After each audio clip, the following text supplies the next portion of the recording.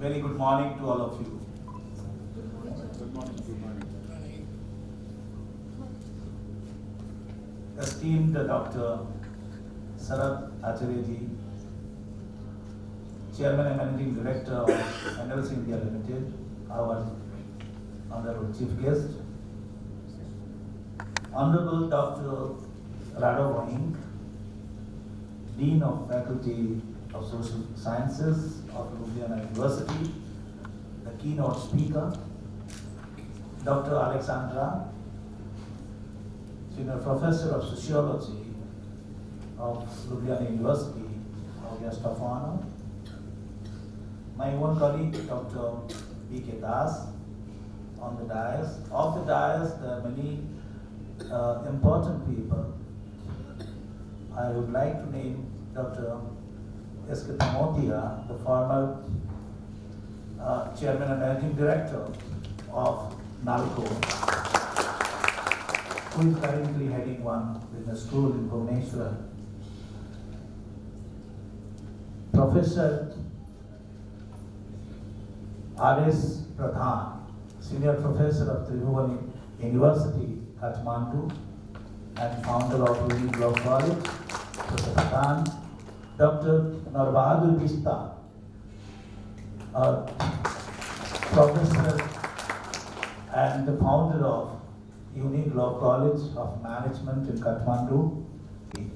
There are many names I wanted to name. Professor G.C. Patra, the former professor of, it will be a crime, but I am limiting on mine, and Birla Global University. Extend a very warm welcome along with a wish of happy and very splendid New Year 2017 to all of you. There are, I know that from the crowd, they have all the paper presenters who are present. There are 45 papers selected for presentation in 2 days conference. 25 plus speakers, keynote speakers. They'll be joining as per their turn comes, and delegates. I know that we, but I, as a human being, am concerned with one thing. Perhaps God created the concept of man and woman, but man and woman created what is gender? The society in the socialization process.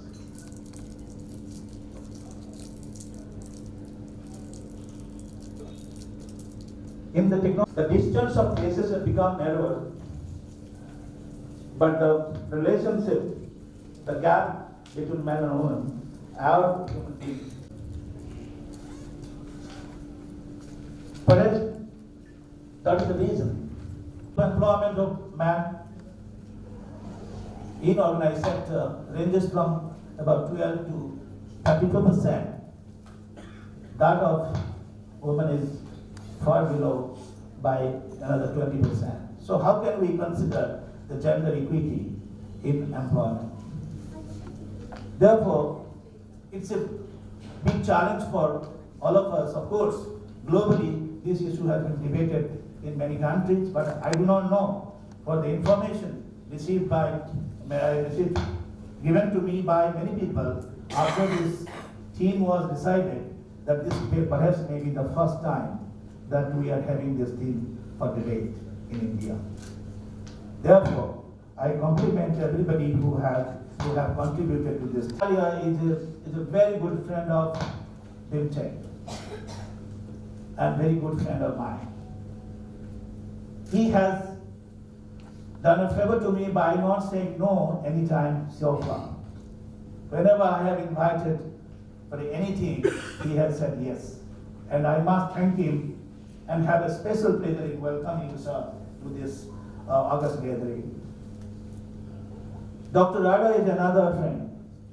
Long back, I think not so far, I think in the year 2010, we had similar international conference in Delhi in India Habitat Center, where we met. We had organized similar program on management challenges and management education and challenges and issues, where he was one of the speakers.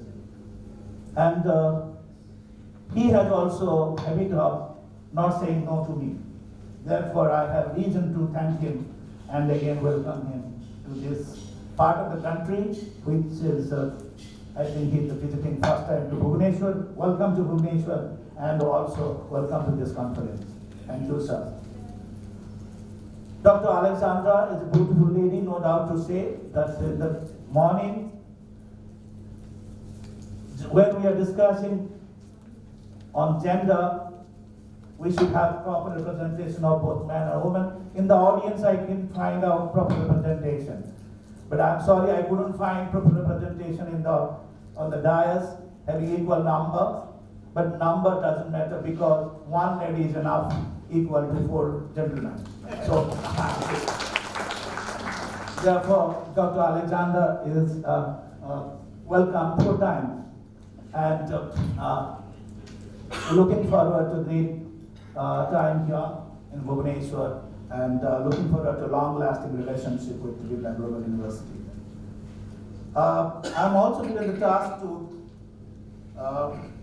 introduce the team. I will read out some of the things which I have jotted down. Excuse me for not looking at you while speaking.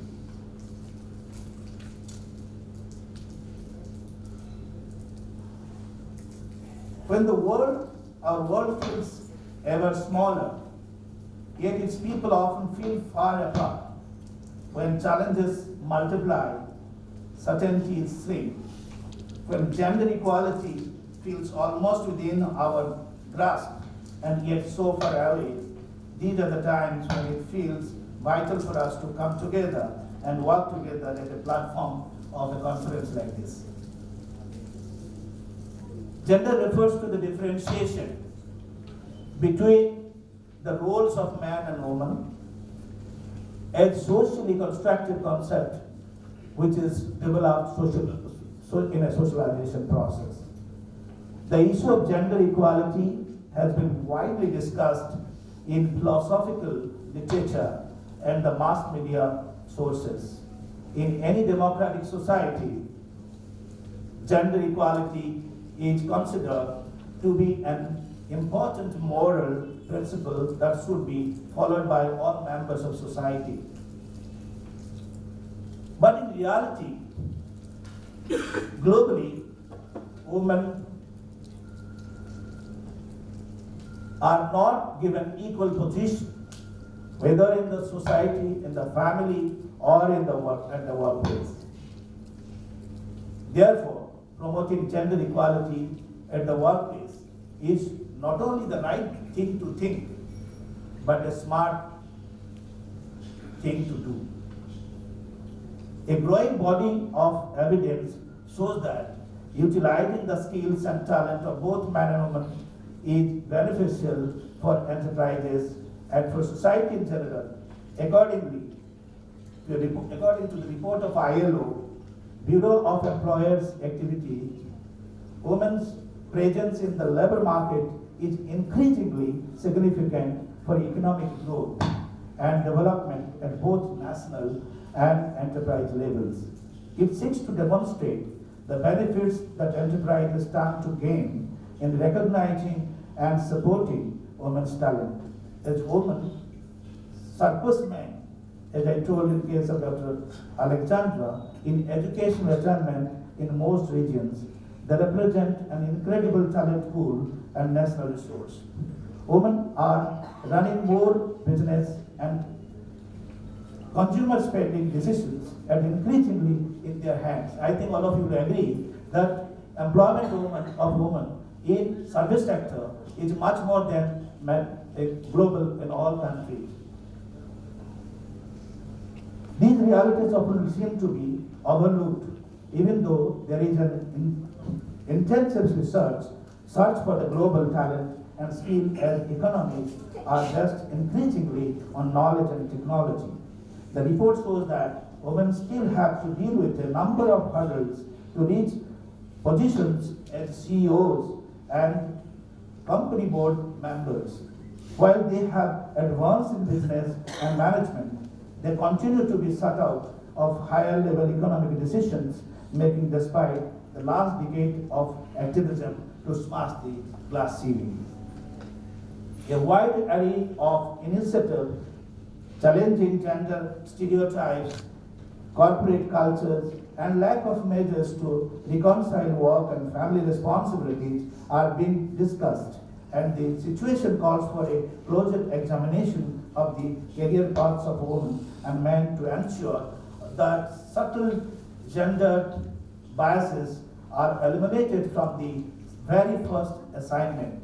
And while progress is slow, women who are appointed to the highest position attract media attention, creating new role models. More concerned efforts and advocacy are needed to share information on the benefits of utilizing women's talent and skills at all levels, including in the boardroom.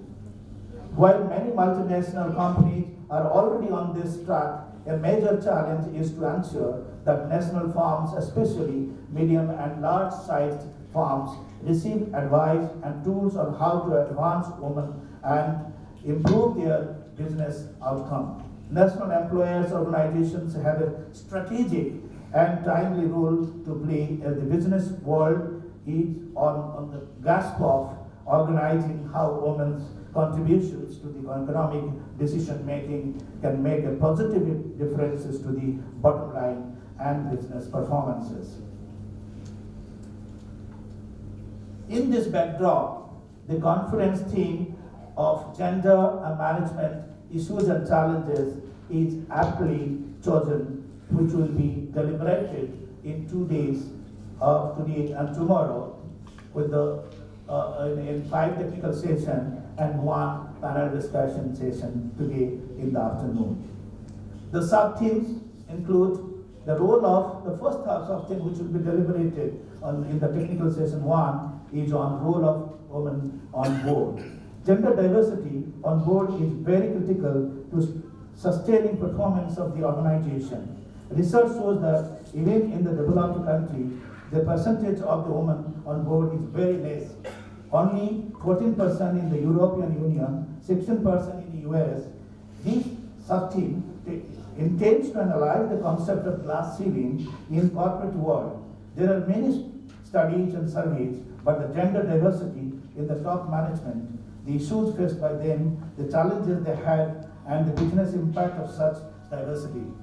The papers pertinent to this sub-theme will be presented in this session concerning various issues related to boardroom imbalance and women on board, the role of business schools for fundamental changes, women as executives, issues of skill performance, recruitment practices, etc.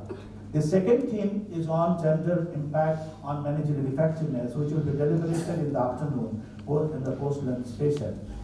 There are a good number of studies that found that there is no much difference in the leadership styles of men and women, or men are no way placed in a better position than women in leading the team of organizations.